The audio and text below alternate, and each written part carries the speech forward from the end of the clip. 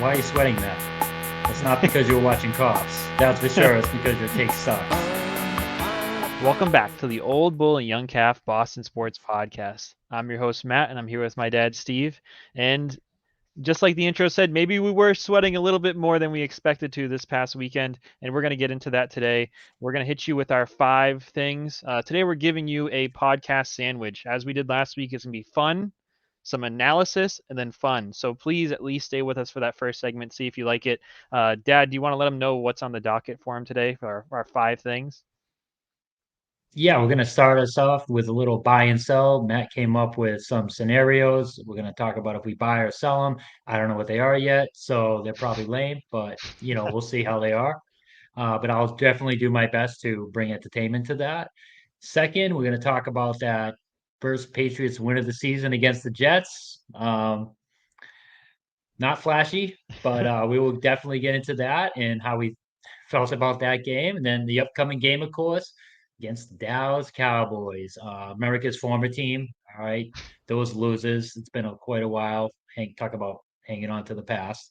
Of course, we're going to have our betting expert that segment coming up, see how he did last week and who he wants this week. And of course, we end the segment like we always do with our 90-50-10, what we think has a 90% chance of happening, 50% and 10% chance in the next Patriots game, where I am epically terrible at those. So Yeah, start us off, Matt. yeah, I think it runs in the family because we're both not doing too good. So, all right, we will jump right into the buy and sell. So again, my dad has seen none of this. He has no idea what's coming at him. I'm gonna, make it a little easy on you, Dad. I got some notes here. Um, so the first buy and sell, right? This one's putting this on a T for you. Christian Gonzalez. So buy or sell. Christian Gonzalez is now the front runner for defensive rookie of the year. Man, I mean, he already won Defensive Rookie of the Month right off the bat. I haven't. It's not like there's a Micah Parsons that's making waves throughout the NFL. I haven't heard anything else about any other defensive rookies that are standing out like he is. So I'm definitely buying that. Yeah, it is. I believe it's his race to lose at this point. He's just got to keep it up, and hopefully it'll only get easier because I don't think there are any wide receiver duos or that are remotely comparable to what he faced in weeks 1 and 2. So, all right, next up, the draft 2021. I don't know if you remember what happened here, but this is where we got our second coming of Brady, the Mac Jones, and a lot of people after last week are making comments about where Mac stands in a redraft of that 2021 draft. Do you buy or do you sell that Mac Jones is now the best quarterback to come out of the 2021 draft class? Oh no, I'm selling that big Selling it. time. That's Okay. that's that's Trevor Lawrence, just like I thought it would be. And you know what's funny because I remember um, there was some discussion like towards the end of Mac and Lawrence's rookie year. Would you right now trade him?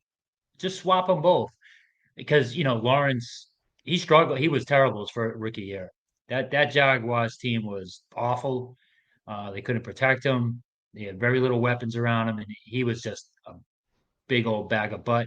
And I was still adamant at the time is even though Mac Jones had a really good rookie year, and you know Thulger and Maz, I listen to them sometimes, and they like to say, "Oh, blah blah, yeah. That rookie year is overrated." Do you know how hard it is to be a rookie quarterback in today's NFL and put up numbers like that and do well? He almost had a 2-to-1 interception to touchdown ratio. I mean, he was he was at a really good rookie. You don't see a lot of rookies perform like he did, and I was still nope. Give me Trevor Lawrence all All day, any right. day, and I still do that. I Yep. think you should watch some Jaguar games because he's getting knocked for his decision making, for his ability to read, to make adjustments, all things that Mac Jones has shown he can do, right? And Mac Jones's arm's getting stronger, and that's the gap there between him and Trevor Lawrence is the legs, the arm, the kind of Aaron Rodgers Brady sort of conversation of, ability versus mental. People are turning on it. He has not had a good year, but we'll leave that in the sell column. We'll see if Mac Jones continues on the up and up. I know it's tough to see this season from the stat line, but watching the games, he has, I think, taken a bit of a leap. All right, is he It's gonna get? early. I saw Yeah. enough from Lawrence last year. It's early, All so right, we'll and see. Lawrence is on a better team this year. The Jags are not a bad team. He probably has No, better wide receivers than Mac right now. Um, he definitely Next does. up, Andy is a better running, really good running back. All right, so next up, the Dolphins. All right, the Dolphins will finish with the most historic offense in NFL history. Do you buy this or do you sell it? Um, I am going to sell that Okay, right now, just for context, because it's they are 90 yards per game average above second place. Second place is the yeah. 2011 Saints had 467 yards per game.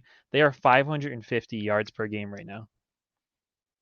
But you're Yeah, selling I it. mean, you need Tua to stay healthy all year. Um, we'll see if that happens. That offensive line is still not good, and we'll see when some bad weather starts coming into play. I mean, they are good though, man. That offense Yeah. is something. They didn't even have Waddle last week. It's ridiculous, but uh, you know, we'll see. Sell it. They're not Longevity, going I to be don't think so. historically good. They're going to fall off. Yeah. There's going to be a cliff here at some point this year, according to the old bull. All right, next up, I think Yep. this is the hardest question, and maybe I'm wrong, but the Patriots were a DeAndre Hopkins signing away from being 3-0 this season. Do you buy it or do you sell it? And Um, can I give you some context because I know you haven't been watching DeAndre Hopkins. yes, DeAndre yes. Hopkins right now has 153 receiving yards. That is 14 receiving yards more than anybody on the Patriots, and he has the same amount of targets as Kendrick Bourne. Right behind Kendrick Bourne is 125 yards for Hunter Henry. So he would right now be leading the Patriots in receiving. He's averaging about I think 50 or so yards a game, and he's reliably getting somewhere between 50 and 60 yards per game. So do you think? Those toe tap catches that do you think he brings us to 3-0 if we signed him this offseason? I do definitely 2-1 because that's not Booty on that play, and that's him, and he's getting his feet down. Even if that's Parker didn't play the first game, but I feel like any other receiver on the team would have got their toes down. We win that game, and even the second game against the Dolphins. You remember if he was here, everybody else would get less attention. So he's DeAndre Hopkins, and he's just going to warrant attention, which takes less off of everyone else. And those first two games, they were so winnable. We literally lost both by possibly an inch. Cole Strange gets another couple inches. Now that first down, get a touchdown there, and they could win that. So yeah, I think he would have. I think we'd You're possibly buying be it. 3-0 right He's now. buying it. The old Yes, I'm bull's buying buying it. it. Two. We Yep. come on, Bill. Two wins. You burned us with, according to the old bull. And honestly, Yeah. I agree. I was thinking about these buy sells, and I just thought about those toe taps, right? And I totally agree. I think if we get DeAndre Hopkins this offseason and not Ezekiel Elliott or somebody else, I think we're in a different position in the standings. All right, so And this Matt, is yeah. Sorry, that the Elliott, what was I gonna say? the Elliott signing, or No. Oh, they still have that cap space. yeah, What are you doing? Let me tell you yeah, something. You better make a trade deadline. Move. You better bring somebody in. That cap space better not sit there all year unused. It just yeah. infuriates me. But I'm gonna wait and see if he does something, makes a trade. But man, they didn't do anything. They could have brought that guy in, and who knows who it would be. But I'm sorry. Go ahead. No, no, I appreciate it. I mean, so again, everybody, this is a Boston sports podcast, and there was just a major trade in the NBA. And so we got to mix this in a little bit. We won't spend too much time on this, but buy or sell. The Bucks are now the favorite to win the championship in the NBA over the Celtics. Oh, I'm completely selling on that. Nice, Absolutely nice. selling on that. What? People, people. First of all, Holiday, that guy was such a pain in A our side. menace, a I mean, menace. that guy, absolutely. I mean, that guy, he's a difference maker on defense. Now, I know he's not in the same class as Lillard offensively, but Lillard's old. He's not a good defender. And what they gave up, I I don't know what their bench is going to look like, what their depth is going to look like. And it's one of the, from the little I watched of the Heat series last year with them,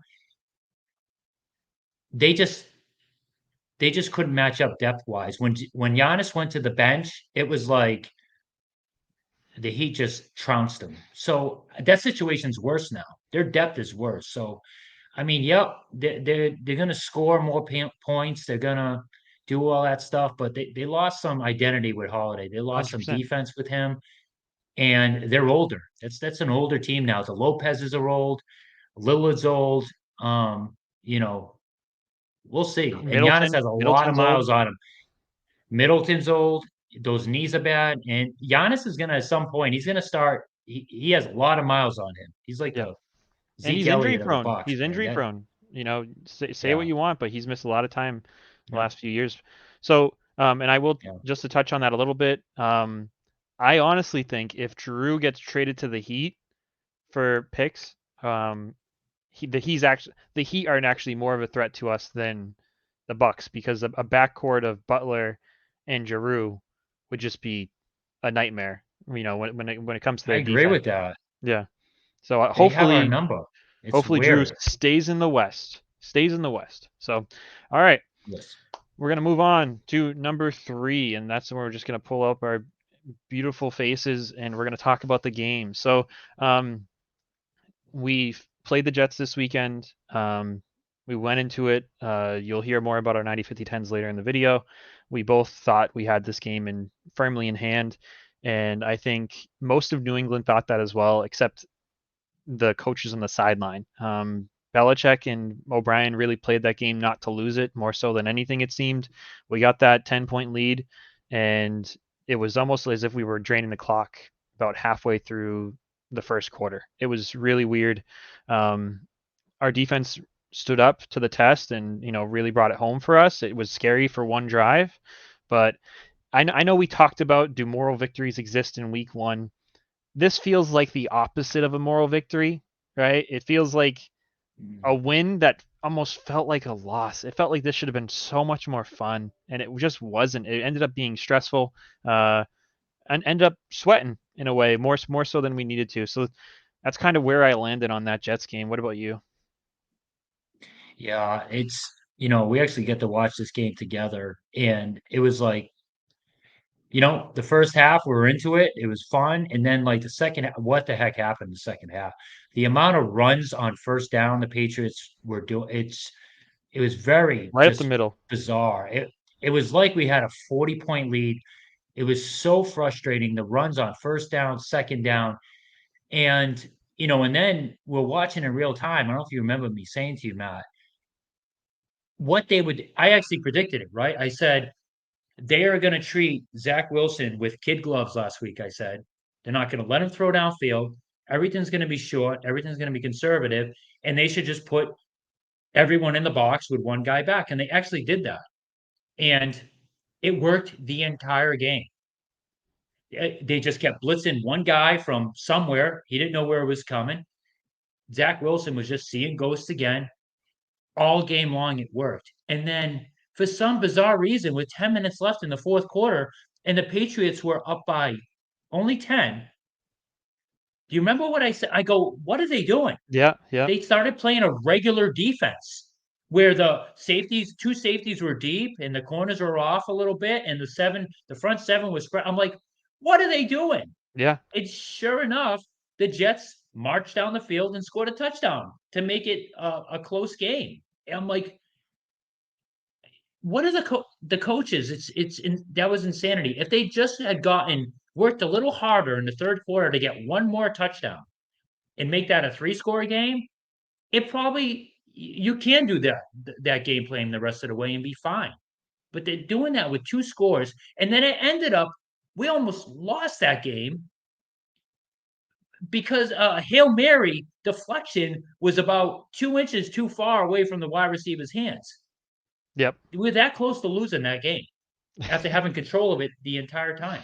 It was not the game we were expecting. We really thought we were going to be able to mail it in, and it did not end up to be that at all.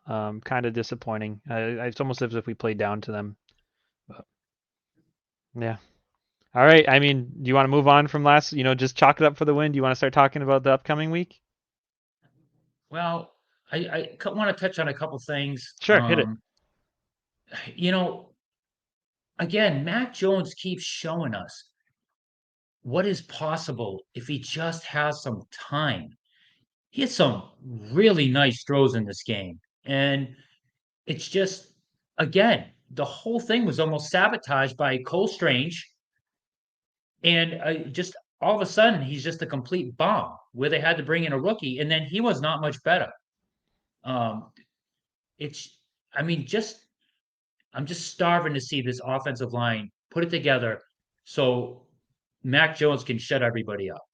Yeah. And as far as his performance goes, as far as his antics with these stupid cheap shots, Uh, holy monkey crap. Could you stop with that, dude? yeah. Like, I mean, someone has to sit him down and make sure this none of it ever happens again because now it's getting national media time and you know it's just It's stop doing that. embarrassing, It's an right? It's not embarrassment the to our franchise. conversation. It's so embarrassing.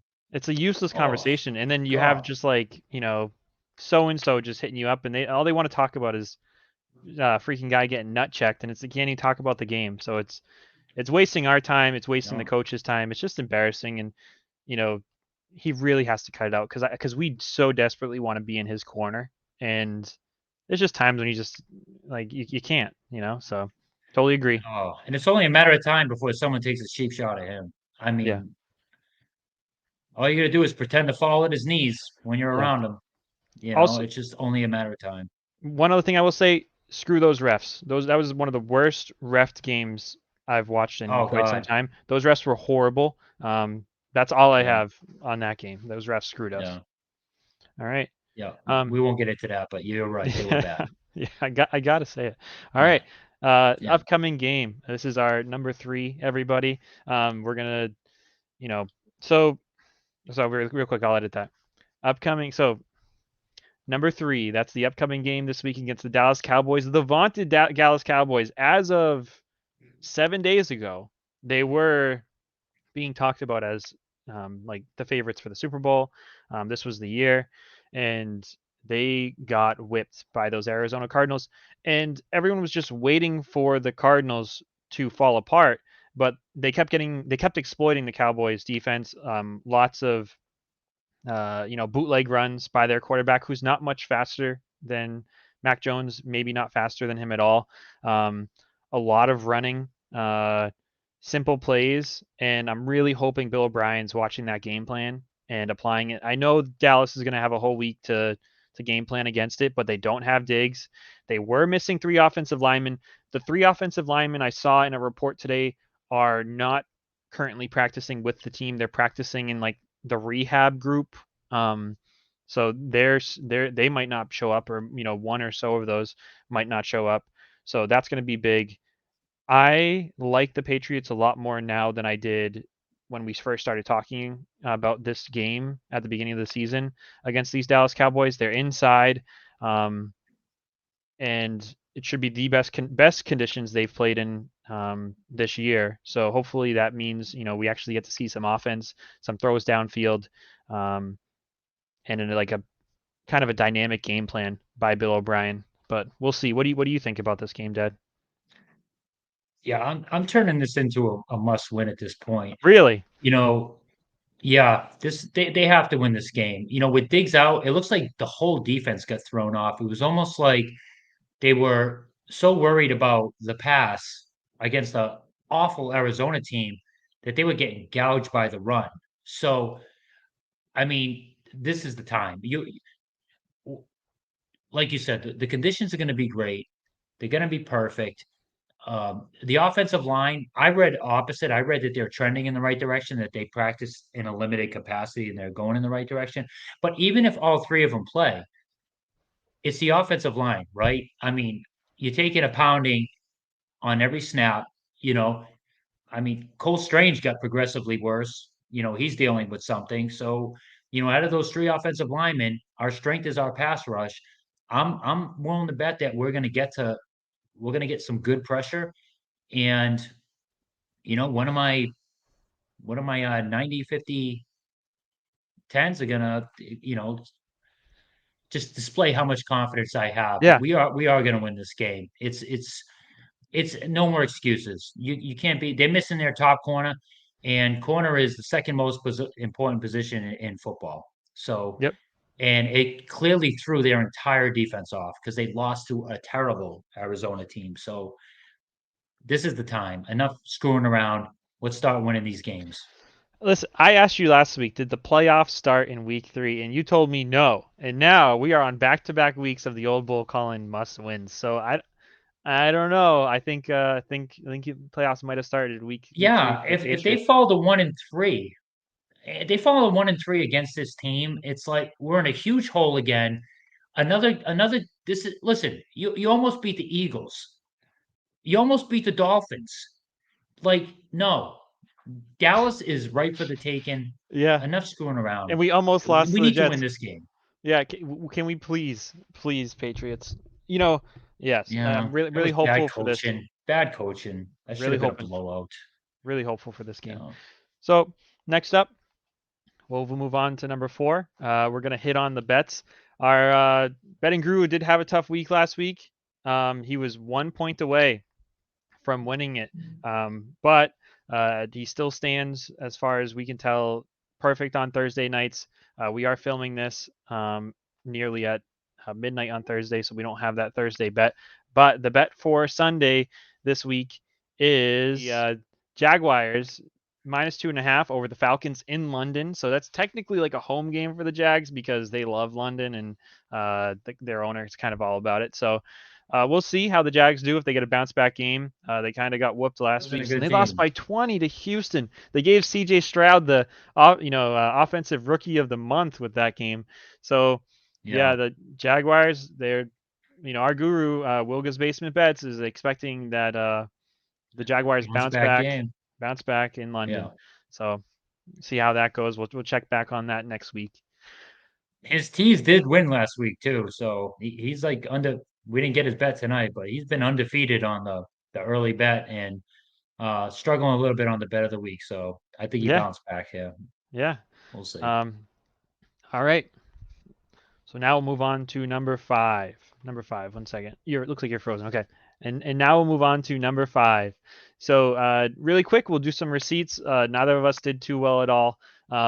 Last week I had 90% chance of 2 interceptions, and like my dad alluded to earlier in the podcast, they really handled Wilson like with kid gloves and didn't let him throw any interceptions. So that bounced. My dad said the O line gives us hope, specifically called out the guard position and Cole Strange, and he did say we're going to win. So he did nail 90% chance of winning. But Cole Strange, really did let us down on that.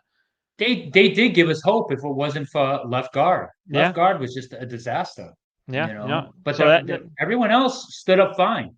yeah, so Yeah. it's that 90. I'll say that 90 hit. Next up, I had Mac Jones at 50% for 200 yards and 2 touchdowns. He had 201 yards and 1 touchdown, so I was close. My dad had Demario Douglas getting 5 catches. That did not happen. He had 1 for 15, and I think my dad. How many snaps did you say he had? He only played 14 snaps. I don't know what they're doing with that kid. I mean, Yeah, meanwhile, you know, Schuster is just running invisible wrong out there. routes. I Yeah, mean, yeah, on third uh, down. So yeah, 10%. I had 4 turnovers. My dad laid into me about this. We, of course, did not see that happen at all. There was no turnovers for the Patriots. And again, it was because the Jets were just playing not to poop their pants on live television. So they managed to yeah. prevent that. And my dad had a shutout, which was so close. And, if the Patriots played defense like they played defense all game on a couple, they missed a couple drives, I think that would have been the case. So not a bad 90, 50, 10, not our worst. That's for sure. Yeah. So upcoming week, we got our 90, 50, 10s. We don't know what these are. I'll lead it off. So my 90 for this week is that we are going to rush for 150 yards as a team. The Cardinals absolutely gashed this team last week. I think Parsons going to have his ears pinned back and try and get too many sacks and just let the guys run right by him. So I think this is 150-yard rushing for the Patriots this game. What do you got? Did we just become best friends? We're gonna practice karate in the garage. Let's play a game. All right. On the count of three, name your favorite dinosaur. Don't even think about it. Just name it. Ready? 1, 2, 3. Velociraptor. Because that was almost mine. It was Yeah, almost mine, but I'm like, I went with something like that last week. But I do agree with that. I think, the running game did show life. Show some life last week against a really good Jets amazing. defensive front. Yeah, So hopefully that continues against Cowboys front seven that was exposed last week. So, but yeah, my 90% is, I mean, the old bull took a hard loss with Hill, you know, how the Tyreek Hill and how the Patriots are going nice, to handle him. So I'm going to go the other way. I say there's a 90% chance that the Patriots defense holds CD Lamb to under 60 yards. Their number one nice, receiver, nice. Gonzalez, he just keeps showing up every week, and it feels like they're doing that old Patriot thing where they're taking the number one receiver out of the game, and they did it last week with Wilson, their top wide receiver. And so I think they keep CD Lamb under 60 yards. 90% I'm chance of that I'm happening, maybe. I'm glad the old bull at the beginning of the season who was talking up this defense is back because I completely agree with that. I like that a lot. I think that's definitely 90% chance. Could have maybe even gone a little bit lower, to be honest. If he gets lucky on a couple of screen passes, maybe, but we'll see. Yeah. So all right, so my 50, and I'm just gonna put all my eggs in this basket here. You can laugh at me if you want. I think like this has to be the big game. I'm waiting for the offense to explode. I'm gonna say Mac Jones gets in a shootout, throws for over 300 yards, gets 2 touchdowns. I think we're gonna run. This is kind of weird. The touchdowns is tough. I think we might run for more touchdowns than we throw, but 300 passing yards, 2 touchdowns, 50% chance of this happening. Everybody, it's a coin flip away from happening, according to me. What do you got, Dad, for your 50? Oh man, I almost went with something similar too. I almost went with Mac Jones having 3 touchdowns, but I changed my mind at the last second, and I think Dak Prescott gets sacked 4 times this game, 4 times plus. That offensive line is gonna Yeah. it's hurting. Some of them might not play. They might be beat up by the end. I feel like the Patriots are gonna be winning. They're gonna be throwing the ball, and that I'm telling you, that pass rush, it's coming. All right. Deja vu. Did we just become best friends? If you were a chick, who's the one guy you would sleep with? John Stamos. What? Did we just become best friends? Yup. Do you want to go do karate in the garage? Yup. Friends. Because my 10% is the Patriots are going to sack Dak Prescott 4 times. That's what I have written down here. I'm not changing it on the spur for you guys. I got to stick with my gun. So 4 sacks for the Patriots. I would absolutely love it. I don't. I wanted it. I would have liked to do 50, but 10%, I think is the right spot here for 4 sacks. I believe 50% chance we get 2 sacks, but 4 sacks is a lot, and that's all. It's if once we get to 3, they're probably gonna have like an extra tight end and everything. Like they're gonna try and save this guy's life. So we'll see, but yeah. Along with my strikingly good looks, you clearly have my brains too. I'm very proud. Very Yeah. proud. Yes. All right. 10%? Yes, sir. What do you got? 10%. I say there's a 10% chance the Patriots blow them out. We're Nice. talking 20 plus point win. I just feel really good about this game. If they don't win this game, I'm gonna be really pissed. And I think there's a shot they might even blow them out. I think it's time we turn a corner, and hopefully it all comes together. We've seen a lot of lines all over the field, but they come in bits and pieces, and it feels like every time we do the 2 steps forward, we take a step back. Um, I'm hoping this is the game we put it all together and we You know, actually blow them out. we'll see. We're not the 2023 Cardinals, okay? So I don't know if we can blow this team out. Yeah. But yeah, fingers crossed. I would love a fun game. I would love a game that, we can really cheer Yeah. for. My poor son, the old Bulls grandson is just watching these freaking Patriots team struggle through the mud. So it'd be great to have a fun game I this know. season. So, Definitely. but yeah, that's our 90 50 10s for the week. And I think that's also the podcast. It is almost midnight here. So, what we did this for you guys. We're going to get this out. Thanks for anybody who watched to this point or watched at all. So, yeah, any closing thoughts, Dad? No, I think we're going to start integrating some Celtics in soon. We should even probably squeeze some thoughts in about the Bruins, but not so much because they're going to suck. Yeah. They're just not going to be able to score. But we will touch on them too. So that we'll cut down the Patriots segment soon, and we'll start integrating a little bit of the Bruins and Celtics, and Yeah.